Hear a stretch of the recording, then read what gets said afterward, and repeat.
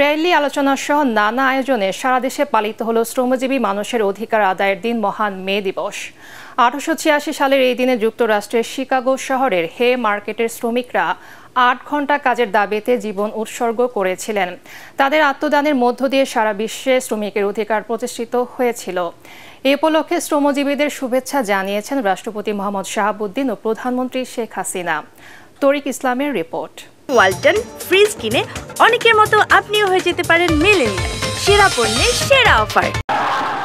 রাজধানীর পল্টন ও press club এলাকা সকাল থেকে বিভিন্ন শ্রমিক সংগঠনের ব্যানার ও পতাকা হাতে অধিকার আদায়ে শ্রমিকদের স্লোগানে মুখরিত পুরো এলাকা। দাবি জানান শ্রমিকের স্বার্থ সুরক্ষার। শ্রমিকরা কাজ করে কিন্তু ন্যায্য পারিশ্রমিক পায় না। আমরা অসুস্থ হয়ে গেলে কোনো মেডিকেলে কোনো সার্ভিস পাই না, যেখানে 8 ঘন্টা না 12 ঘন্টা ডিউটি করায়, কিন্তু ন্যায্য পাও না। আরো অনেক অত্যাচার হওয়ার লাগে। একদিকে যখন অধিকার আদায়ের দাবিতে সোচ্চার শ্রমিক ও সংগঠনগুলো, ঠিক তার পাশেই এই দিনটিতেও কাজ করে যাচ্ছেন শ্রমজীবীরা। অনেকে জানেন না মে দিবস কি, আবার অনেকে জেনেও বাধ্য হয়েই কাজ করছেন। এটা বলতে পারি না, সঠিক আমার জানা নাই। আমাদের এখানে তো ওইসব চলে না, করতে বলছে করছি। আজকে ঢালাই আছে তো, এখন ছুটি নাই, কাজ করলে কটা পয়সা পাবো, চলতে পারবো।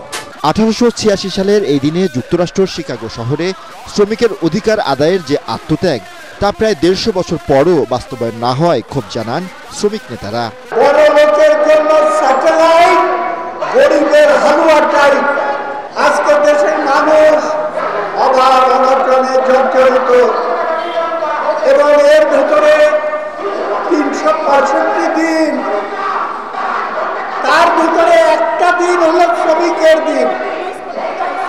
সেই একটা দিনও এখন সরকার আমাদের কাছ থেকে কেড়ে নিয়েছে। ন্যূনতম 20,000 টাকা যে কোনো শ্রমিককে মজুরি দিতে হবে। দিবসটি উপলক্ষে শ্রমিকদের ন্যূনতম মজুরি, পেনশন সুবিধা সহ শ্রমনীতি বাস্তবায়নের দাবি জানান শ্রমিক সংগঠনগুলো। তরিক ইসলাম, এটিএন বাংলা, ঢাকা।